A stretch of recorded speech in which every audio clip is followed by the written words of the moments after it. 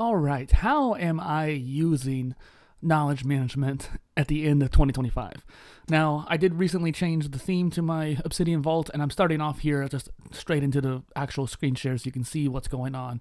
And I just want to give you a little bit of a tour. Once a month, I do a Now page update on this channel, which going on, like what's personally going on in my personal life and professional life. And I often take a screenshot of my PIOS so that once a month I can see the evolution of what I've changed.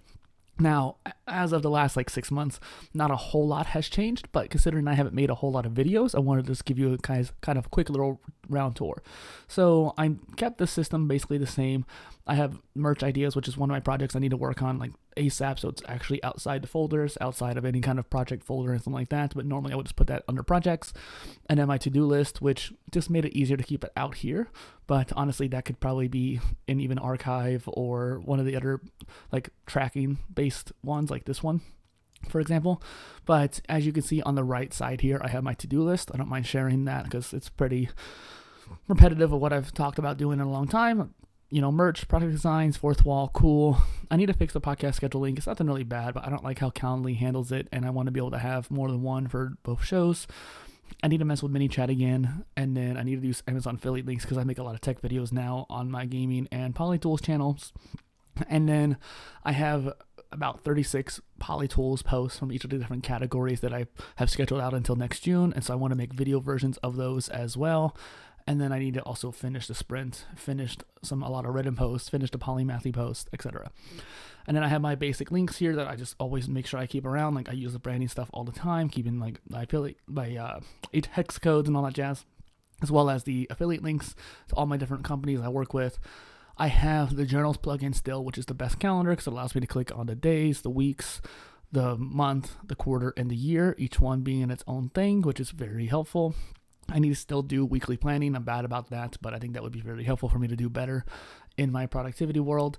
And then on here, I have the day planner, the new version, and it's not the greatest, but it's still kind of helpful to have my calendar at a glance, especially since I don't have a calendar app right now, and you can open up the multi-day view, which is nice, which essentially makes it into a week view.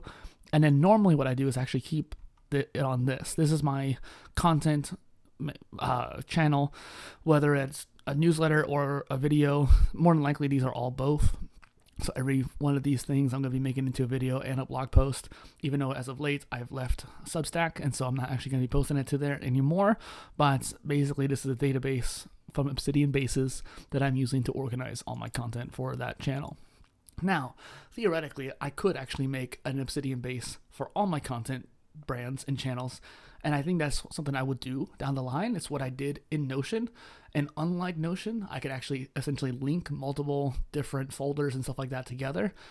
So in Notion, I had to set it up to where I had a whole bunch of databases, one for my YouTube channel, one for my podcast, one for my Instagram, one for my blogs, one for my newsletters and emails. And eventually I realized and one for the Now page updates and Omni content. I had individual databases for all of these. And I was like, why? And the ideas, what really sucked was I had an ideas database, and then I had to transfer them over to one of the other databases when I was ready to make it. When I realized I should just make one master database to organize it all, have different tags, and then have different views for each tag. And essentially, I could never do that in Obsidian before Obsidian Bases came out. And now that we have that core plugin built into it, it allows me to have a database for a folder, not just database folder like the old plugin, but a little bit more outside that. And so I could have one for that folder, but then if anything has the same tag, for example, I can also bring that in. And so if I were to mark everything in that content folder or content planning folder as content, then I can make a unified database of everything. The one, I think, restriction that I have that caused me to not do it yet is that it would also include everything that's already published, and that's basically half the documents right there. I have so many ideas, but I also have so many posts I've already made, and so going in and organizing that database is actually something why I haven't done it yet. And so but down the line I could go back in, and then what I can do is anything that I'm planning on doing, I could then have in order mixed between my different brands. So I had the polymathy one. I need to maybe find a way to color code it. I'm not sure if I can, but having each one of those little, let me switch back. having each one of these, let's say purple, then red, so red for polymathy, purple for the poly tools, and then let's say teal for the swimming, and basically just have it like in order, color coded for each of my brands. I think that would help me get to a point where I'm constantly creating for multiple different arms while still maintaining a high output without being overwhelmed. Because I definitely think that my max capacity in the past, up until relatively recently, was when I was using Notion.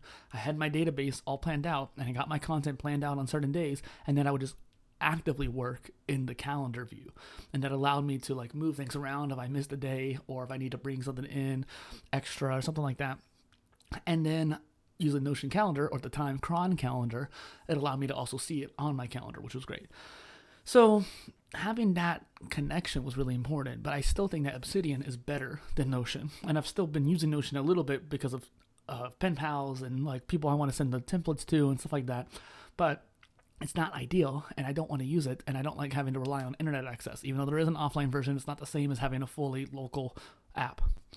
So having this being said, I think that I could do a lot more with the Obsidian bases, and that would help my content production. Right now, my main focus is the content creator channel, which is why this PolyInnovator channel has been pretty sparse as of the last year or so.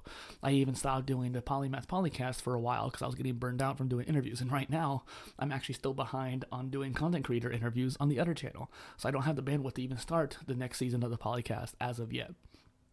But if I can get my content scheduled out ahead of time, get it on a system so I can keep creating content in the meantime, even on top of the schedule stuff, and get ahead of where I wanted to be, or I feel like I should be, then I'll have the bandwidth to do more interviews, including the Polymath Polycast.